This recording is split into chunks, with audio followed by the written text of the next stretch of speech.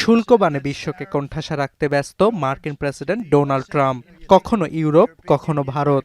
ট্রাম্পের অতিরিক্ত শুল্ক আরোপের হুমকি থেকে বাদ যাচ্ছে না কোনো দেশই। গেল বছরে রাশিয়া থেকে জ্বালানি কেনার জেরে ভারতীয় পণ্যে 50% শুল্ক বসায় ট্রাম্প প্রশাসন। এছাড়া সম্প্রতি গ্রিনল্যান্ড ইস্যুতে ইউরোপের 8 দেশের ওপর অতিরিক্ত 10% শুল্ক আরোপের হুমকিও দেন মার্কিন প্রেসিডেন্ট। পরে অবশ্য ন্যাটো মহাসচিবের সঙ্গে বৈঠকের পর সিদ্ধান্ত থেকে সরে আসেন ট্রাম্প। শুল্ক ইস্যুতে যুক্তরাষ্ট্রের ক্রমাগত হুমকির মুখে এবার ইইউ এর সঙ্গে মুক্ত বাণিজ্য চুক্তি স্বাক্ষরের পথে এগোচ্ছে ভারত। এরই মধ্যে নয়াদিল্লির আমন্ত্রণে ভারত সফরে এসেছেন ইউরোপীয় কমিশনের প্রেসিডেন্ট উর্জুলা ভন ডার লায়েন ও কাউন্সিলের প্রেসিডেন্ট আন্তোনিও কস্তা। সোমবার ভারতের ৭৭তম প্রজাতন্ত্র দিবসের অনুষ্ঠানে প্রধান অতিথি হিসেবে অংশ নেবেন তারা। এছাড়া ৩ দিনের ভারত সফরে নরেন্দ্র মোদির সঙ্গেও বৈঠক করবেন ইইউ প্রতিনিধি দল।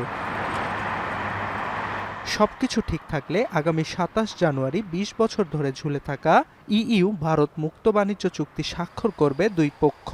এরই মধ্যে সম্ভাব্য চুক্তিটিকে মাদার অব অল ডিলস হিসেবে উল্লেখ করেছেন বিশেষজ্ঞরা।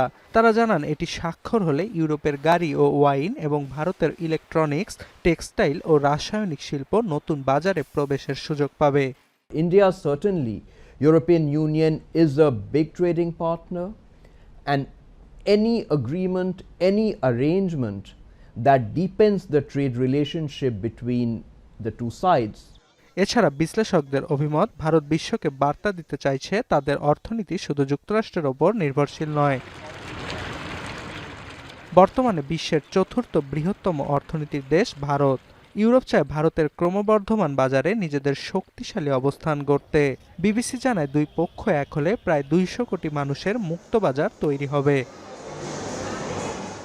২০২৫ সালে ভারত ইউরোপে প্রায় $৭৬ বিলিয়ন পণ্য রপ্তানি করে, বিপরীতে আমদানি করে $৬২ বিলিয়ন পণ্য। তবে সম্ভাবনার বিপরীতে রয়েছে কিছু সংশয়, কেননা নয়াদিল্লি কৃষকদের স্বার্থ রক্ষায় কৃষি ও দুগ্ধজাত পণ্যকে চুক্তি থেকে বাইরে রাখতে চায়। অন্যদিকে ইউরোপ পরিবেশ সুরক্ষার কথা বিবেচনা করে কার্বন ট্যাক্স চালু করেছে, যা ভারতের ক্ষুদ্র ও মাঝারি শিল্পের ওপর বাড়তি চাপ তৈরি করতে পারে। অর্ণব প্রসাদ, এখন বিশ্ব।